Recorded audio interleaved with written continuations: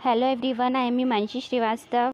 I am discuss about the objective questions of DC motor जो ITI electrician theory second year unit 2 का part first है। Now question 1, वैद्युतिक ऊर्जा को यांत्रिक ऊर्जा में परिवर्तित करने वाली मशीन मोटर कहलाती है। एक एग्जांपल से समझते हैं। देखिए, जो हमारा पंखा होता है, जब भी हम उसका स्विच ऑन करते हैं तो उस टाइम पे हम उसे विद्युत ऊर्जा दे रहे हैं, ठीक है। और जब वो पंखा घूमने लगता है तो उस टाइम पे उस पंखे में यांत्रिक ऊर्जा वर्क करती है। अब विद्युत ऊर्जा को यांत्रिक ऊर्जा में जो परिवर्तित करता है उसको मोटर कहते हैं, और पंखे के अंदर मोटर रहती है जो विद्युत ऊर्जा को यांत्रिक ऊर्जा में परिवर्तित करती है। नाउ नेक्स्ट क्वेश्चन, चुंबकीय क्षेत्र आर्मेचर को उसकी घुमाव दिशा के विपरीत दिशा में घुमाने का प्रयास करता है। यह प्रयास विद्युत चुंबकीय खिंचाव कहलाता है। देखिए, जो डीसी मशीन होती है उसमें जो विद्युत धारा उत्पन्न होती है उसके कारण आर्मेचर भी स्वयं का एक चुंबकीय क्षेत्र स्थापित करता है, और वह चुंबकीय क्षेत्र आर्मेचर को उसकी घुमाव की दिशा के विपरीत दिशा में घुमाने का प्रयास करता है।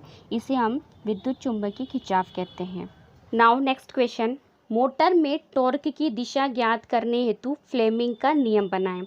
सबसे पहले एक चीज़ समझते हैं। देखिए, जो हमारा चुंबकीय क्षेत्र होता है हम उसमें एक कंडक्टर रखते हैं, एक चालक रखते हैं, तो वो चालक एक बल महसूस करता है और वो फोर्स का यूज़ करके हम इलेक्ट्रिक मोटर को रोटेट करवाते हैं।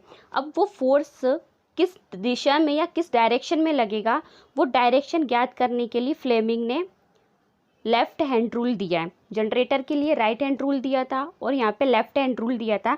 लेफ़्ट हैंड रूल के हिसाब से हम अपने लेफ़्ट हैंड को इस तरीके से फैलाएंगे कि उसकी अंगूठा, पहली उंगली और ये मिडिल फिंगर तीनों 90 डिग्री का एंगल बनाती है। तो उस केस में जो हमारा अंगूठा होगा वो फोर्स की डायरेक्शन, मतलब जिस डायरेक्शन में बल लग रहा है, और जो हमारी उंगली होगी वो चुंबकीय क्षेत्र की दिशा दर्शाएगी, और जो हमारे ये वाली उंगली होगी ये करंट की डायरेक्शन दर्शाएगी। इसको हमने एक ट्रिक से याद किया था। यहाँ पे FMC, father, mother, child, force, magnetic field, current. Now next question, अंगूठा प्रदर्शित करता है, तो अंगूठा भी पढ़ के आए फोर्स की दिशा। जहाँ फोर्स लगेगा या जहाँ बल लगेगा चालक उसी डायरेक्शन में घूमेगा, तो अंगूठा चालक की घुमाव की दिशा को प्रदर्शित करेगा। नेक्स्ट क्वेश्चन, पहली उंगली चुंबकीय क्षेत्र की दिशा को प्रदर्शित करती है।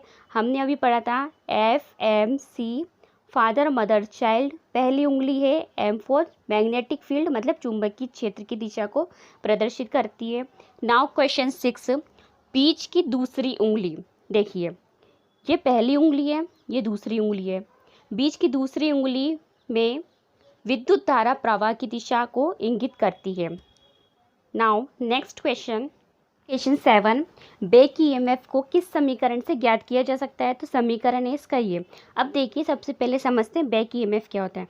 देखिए, जो डीसी मोटर का आर्मेचर होता है जैसे घूमने स्टार्ट करता है तो जो फील्ड पोल चुंबकीय क्षेत्र स्थापित करते हैं उसको उसका छेदन करने लगता है, जिसके कारण क्या होता है, आर्मेचर के चालकों में ईएमएफ उत्पन्न हो जाता है, और यही ईएमएफ या विद्युत भाग बल आर्मेचर पर जो आरोपित विद्युत भाग बल है उसके विपरीत दिशा में कार्य करने लगता है। इसी को बैक ईएमएफ कहते हैं।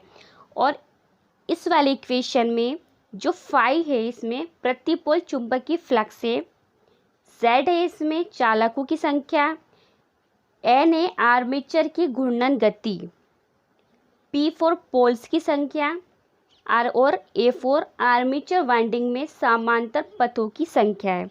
Now next question, back EMF को काउंटर ईएमएफ भी बोलते हैं। नाउ नेक्स्ट क्वेश्चन, आरपीएम का अर्थ है, आरपीएम को इंग्लिश में बोलते हैं रिवॉल्यूशन पर मिनट और हिंदी में बोलते हैं चक्र प्रति मिनट। मतलब एक मिनट में कोई भी चीज़ कितनी बार रिवॉल्व कर रही है या घूम रही है। नाउ नेक्स्ट, डीसी मोटर कितने प्रकार की होती है? देखिए, डीसी मोटर जो होती है वो 3 प्रकार की होती है, DC shunt motor, DC series motor, DC compound motor. जो कंपाउंड मोटर होती है वो डीसी शंट और सीरीज़ का सम होती है, और जो डीसी कंपाउंड मोटर होती है वो भी 2 प्रकार की होती है, क्यूमुलेटिव और एक डिफरेंशियल। तो इसका जो आंसर है, सीरीज़ भी होती है, शंट भी होती है, कंपाउंड भी होती है, तो ये आंसर है इसका सभी। Now next question, DC series motor को मोटे तार तथा कम लपेटों वाला बनाया जाता है। अब देखिए, मोटे तार और कम लपेटों वाला क्यों बनाया जाता है? मोटे तार का इसलिए बनाया जाता है, ज़्यादा अमाउंट का करंट पास होता है। अगर हम पतला तार का बनाएंगे तो हमारा जो तार है वो डैमेज हो जाएगा, जो वाइंडिंग्स है वो डैमेज हो जाएगी। और कम लपेट इसलिए देते हैं क्योंकि लार्ज अमाउंट ऑफ करंट वहाँ से पास करवा सकें। जितना ज़्यादा करंट वहाँ से पास करवा पाएंगे उतना ही ज़्यादा टॉर्क उत्पन्न होगा। टॉर्क मतलब कोई सा भी फोर्स होता है, कोई सा भी बल जो रोटेट करने के काम में आता है। ठीक है। Now next question, DC series motor में फील्ड वाइंडिंग आर्मेचर के श्रेणी क्रम में संयोजित की जाती है। देखो, सीरीज मोटर है तो जो भी चीज़ होगी वो सीरीज में कनेक्ट होगी, तो ये फील्ड वाइंडिंग है और ये आर्मेचर है, इसके श्रेणी क्रम में संयोजित की गई है। Now next question, DC series motor का स्टार्टिंग टॉर्क बहुत अधिक होता है। टॉर्क क्या होता है? रोटेटिंग फोर्स, कोई भी बल होता है जो किसी चीज़ को घुमाने के काम आता है।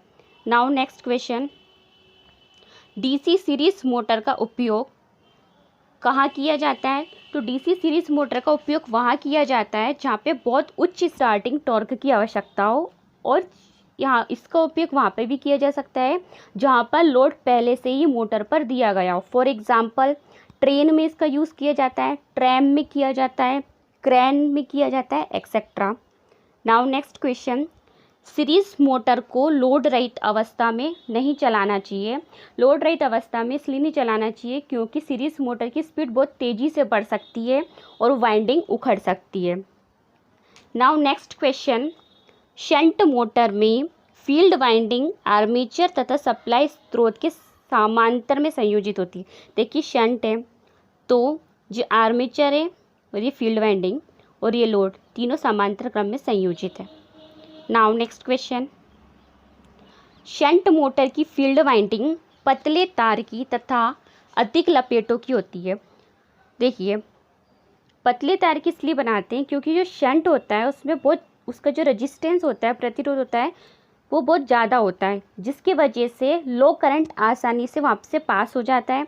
और टर्न्स इसलिए ज़्यादा रखते हैं क्योंकि आर्मेचर बहुत ज़्यादा करंट वहाँ पे उत्पन्न करेगा, और जितना ज़्यादा करंट उत्पन्न होगा उतना ही ज़्यादा हमें चुंबकीय क्षेत्र मिलेगा। ठीक है। Now next question, shunt motor का स्टार्टिंग टॉर्क पूर्ण लोड टॉर्क का लगभग 1.5 गुना होता है। शंट मोटर को जो स्टार्टिंग में जो टॉर्क होता है पूर्ण लोड टॉर्क का 1.5 गुना होता है। नेक्स्ट, शंट मोटर का गति नियमन उत्तम होता है। देखिए, गति नियमन क्या होता है, सबसे पहले समझते हैं। देखो, कोई भी मोटर है उसकी स्पीड जब उस पर कोई लोड ना हो तब अलग होगी, और जब उस पर कोई लोड हो तब अलग होगी। तो जो नो लोड से फुल लोड पर जो स्पीड में जो चेंजेस हो रहे हैं उसको बोलते हैं speed regulation.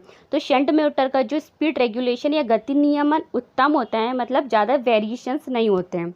Now question 20, shunt motor का उपयोग कम लोड वाली मशीनों को स्थिर गति पर चलाने हेतु किया जाता है। फॉर एग्जांपल, ग्राइंडर में इसका यूज़ किया जाता है, छपाई मशीन में, ब्लोअर में और मोटर जनित सेट में इसका यूज़ किया जाता है। If you have any questions or suggestions, then comment me on the comment section. If you like this video, hit the like button, subscribe the channel. Thank you.